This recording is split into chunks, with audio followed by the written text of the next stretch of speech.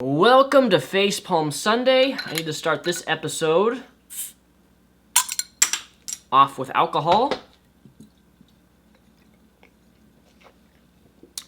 because this video today for Facepalm Sunday is kind of two responses in one. I need this simply to kind of chillax me because I got really worked up about this earlier last week on my Twitter. And for those of you who don't know what I'm talking about yet, Dr. Matt Taylor. Dr. Matt Taylor looks like this. He's ripped with tattoos, but secretly he's an actual genius who is one of the many men responsible for landing the first spacecraft ever in history on a comet. This is one of those historical achievements that will always be remembered.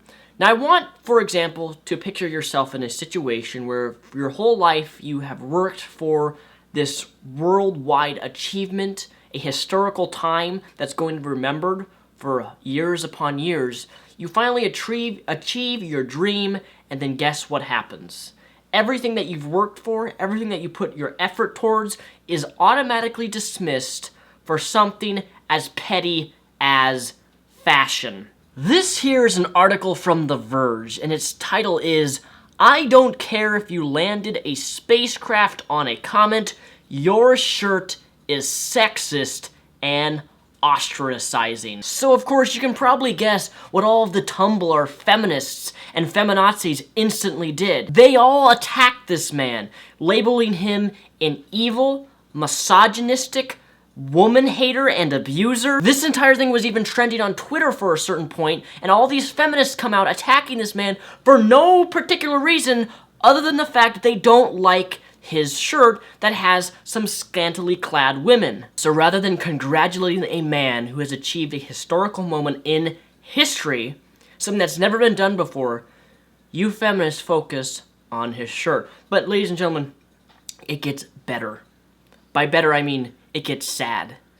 Several days ago, Dr. Matt Taylor made an appearance, which the video is linked down below, you can watch it for himself, where he apologizes for not only the shirt that he wore by saying that he made a big mistake, but he actually was brought to goddamn tears by these feminist fucking bullies, because that is what they are. When you have to throw misogynistic woman hater abuser based upon someone's fashion taste, that is not only fundamentally fucked up, but it really goes to show what your real agenda and your real purpose as a goddamn fucking feminist is. What is so sad about this story is that you brought this grown man to tears, not because of your bullying tactics, but because you invalidated all of his hard work and research that he has done for the years upon years to achieve a historical achievement, something that would be remembered years down the line, all because he wore a shirt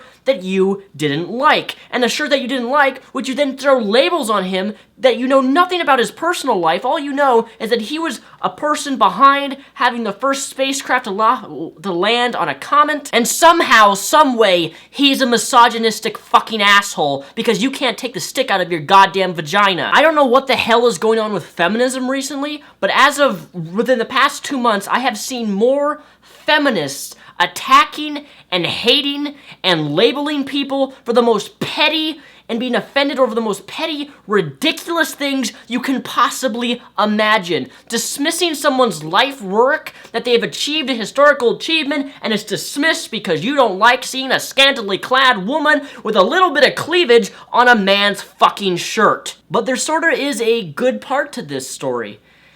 The woman who made this shirt, yes, it was a woman who made Dr. Matt Taylor this shirt, is his wife's friend, and they're very, very close. He wore that shirt to honor their friendship. In fact, she even talks about it in her personal blog, which is also linked down below. As you can see right here, she goes into a whole explanation of how the internet overreacted, these feminists, and put their own spin and interpretation on why he wore this shirt. Because, oh, he hates women, so therefore he's wearing an objectifying, sexual, promiscuous shirt. She goes into complete detail to dismiss all of this and says that she makes shirts like this. He asked her to make a shirt, and she randomly put some stuff together and made him this shirt, and he wore wore it to honor their awesome close friendship. That's it. There was no interpretation on this woman made this shirt because he deeply wants to hurt women and hates women and thinks that they're all evil. No, not at all. But somehow,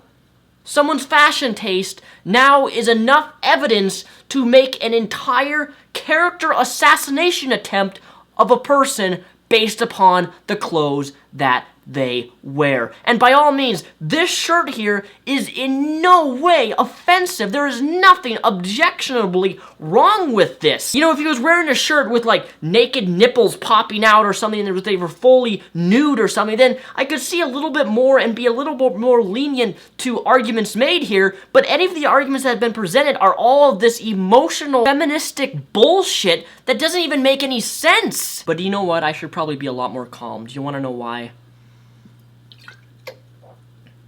Because I have a little bit of a secret about my life that you probably don't know.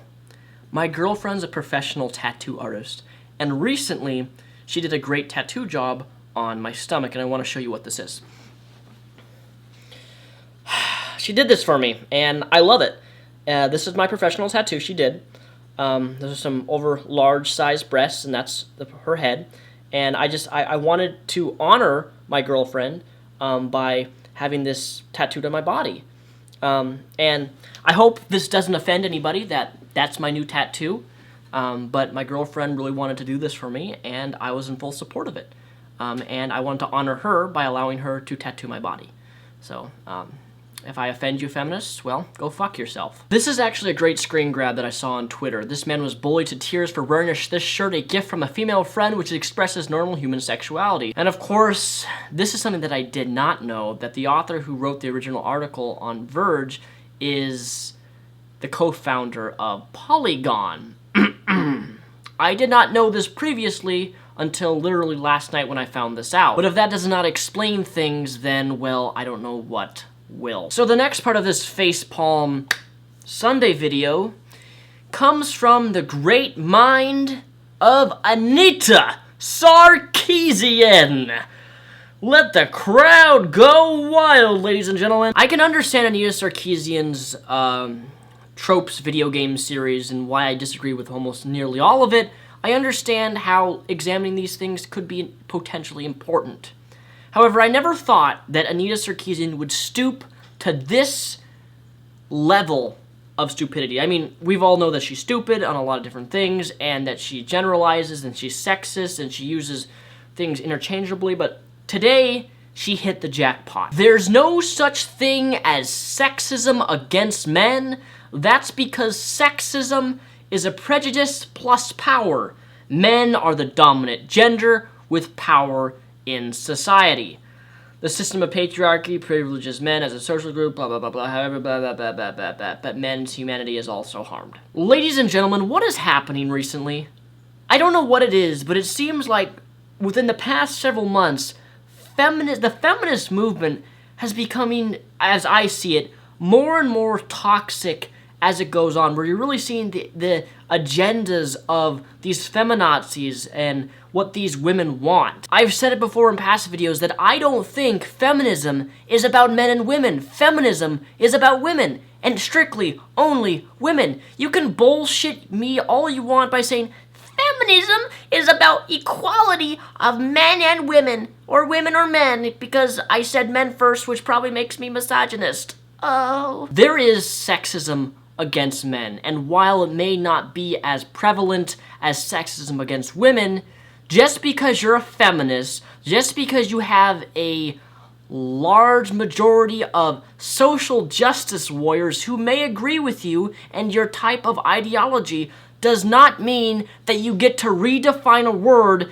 and fit it for your own personal agenda, which is exactly what she's doing. She's taking a word sexism, which deals with unfair treatment and discrimination against sex. You can have sexism and be a woman. You can be a man and have sexism done to you. For these feminists to take the word sexism and twist it and try to redefine it into their own personal agenda and interpretation of what sexism is, that it's only towards them, is not only dehumanizing, but it really goes to show that feminism is nothing about men and women. I mean, here we have Anita Sarkeesian, this so-called game critique or critic who criticizes all these games for women showing cleavage and all that shit, and then in video games where you have all these guys with these ripped six-packs, ripped abs, and big old arms, and their huge, massive shoulders, she critiques gaming by saying that that's sexism against women when they portrayed this way, but when men are portrayed in the same way, that's okay. And that's not sexism because sexism doesn't exist towards men. What? How do you get to this fucking point? And here's the thing, Anita Sarkeesian, even if sexism did in fact mean prejudice plus power, you can still be sexist against men. Just look at how many women get away with all of this other shit in terms of the judicial system. Oh, my wife murdered my 5 children. She gets a 10-year sentence. One guy drives and accidentally hits a driver at night, and he gets 30 years for the rest of his life for an unintentional manslaughter. But let's just say for a moment that prejudice plus power equals sexism. Say you're in a workplace and you have a female boss. This female boss in the workplace abuses male employees or degrades them or uses really, really harsh, mean language towards them. Would it not follow that she is being sexist towards these men? After all, she is in the power position. You have a female manager who is managing over these men. Technically, she's in the dominant position because of the workplace, and she can use her power to hurt them as much as she wants. Anyways, ladies and gentlemen, my fellow reptiles, this has been my facepalm video response to these 2 particular topics. I hope you enjoyed this video. My name is Daniel Sulzbach, also known as Mr. Repsion. Excuse me. Peace the rep out, and have a fantastic face palm Sunday. Hopefully, this video gave you guys some food for thought. Love to see your responses in the comments below, so please leave your comments down below with any refuting of the statements made by Anita Sarkeesian and your thoughts about the story presented regarding Dr. Matt Taylor and his quote-unquote misogynistic shirt.